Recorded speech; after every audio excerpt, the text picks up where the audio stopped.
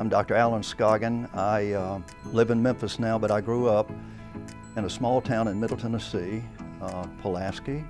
One of the things that led me to where I am today, it was kind of a pathway toward entrepreneurship. It was my father who at age 12 said, "Alan, why don't you come over after school one day and learn what we're doing?" I liked that work so much, and the way he performed in front of me, I approached him one day. I said, "Dad, you have this construction company. Why can't you and I start our own? Maybe call it Scoggin and Son Construction." He said, "No, you're going to college." What I did not realize is that his health was failing. He died when I was a senior in high school. But my desire to be in business started then, and it's never stopped. Well, my work, I was drawn to the University of Tennessee, which is here in Memphis. Back in the 1960s, I had completed some time selling books door to door. But then when I finished college, the Vietnam War was going on, so I was drafted, but I also got a commission in the Air Force as a pharmacy officer. I had received my first degree. So I spent my time statewide. I came back, got another degree, was asked to join the faculty. Then I spent a considerable amount of time, more than I thought I was going to, in academia, where a lot of interesting things happened, including a business opportunity. One of my faculty members was Dr. Quentin Cernka.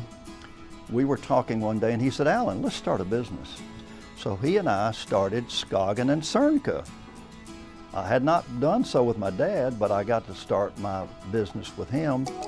It was a great opportunity to be involved with Dr. Cernka and develop that, because that then led to another opportunity just before I finished my 30-year career at the University of Tennessee.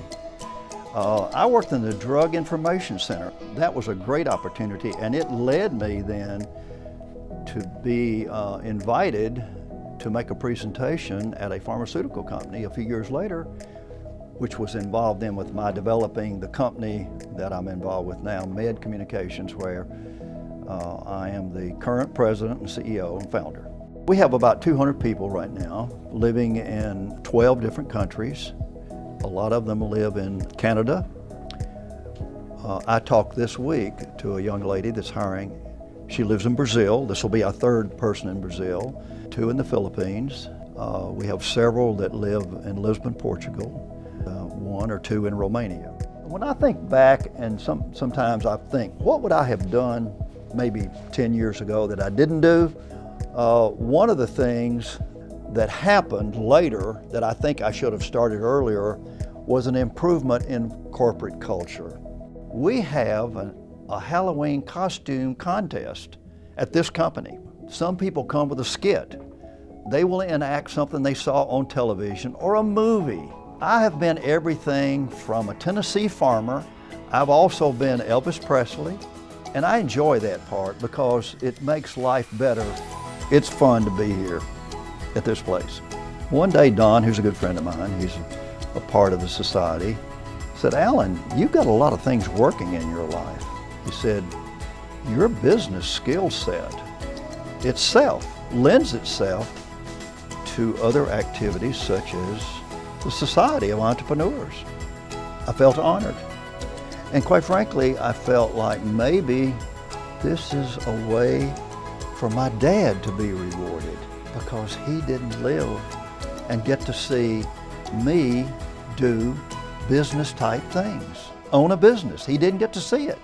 Dad, here it is.